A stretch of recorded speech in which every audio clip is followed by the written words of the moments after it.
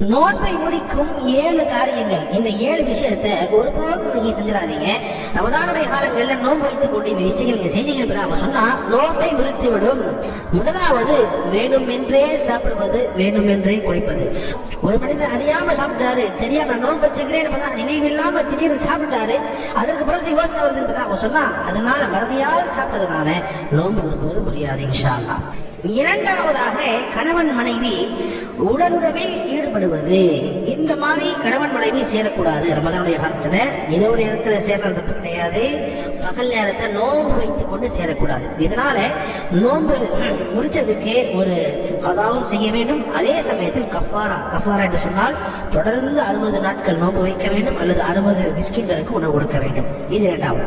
மூன்றாவதாக, மாதவிடாய் ஏற்படுதல். ஒரு பெண்மணி நோன்பு வச்சுக்கிறாங்க, மாதவிடாய் ஆரம்பிச்சிருப்பதாக சொன்னா நோன்பு முடிச்சிடணும், அதுக்கு பின்னாடி அவங்க கதா செஞ்சுக்கணும் இன்ஷா அல்லாஹ். நான்காவதாக, பிரசவ கால ரத்தம் வெளியேறுதல். இதனாலையும் நம்ம முடிஞ்சிடும், பின்னால அவங்க கதா செஞ்சுக்கணும். ஐந்தாவதாக, வேணும் என்றே வாந்தி எடுத்தல்.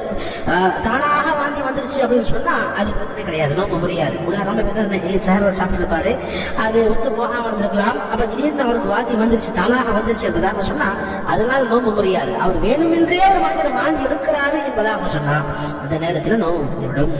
ஆறாவதாக, சுய இன்பம் போன்றவற்றின் மூலம் இந்திரியம் வெளிப்படுத்துவது. அதாவது ஒருத்தர் தூங்கிட்டு இருக்கிறாரு, தூக்கத்துடைய இந்த நேரத்தில் கனவு பார்க்கிறாரு, அது இந்திரியம் வெளிப்படுகிறது என்பதாக சொன்னா அதனால் நோம்பு முடியாது.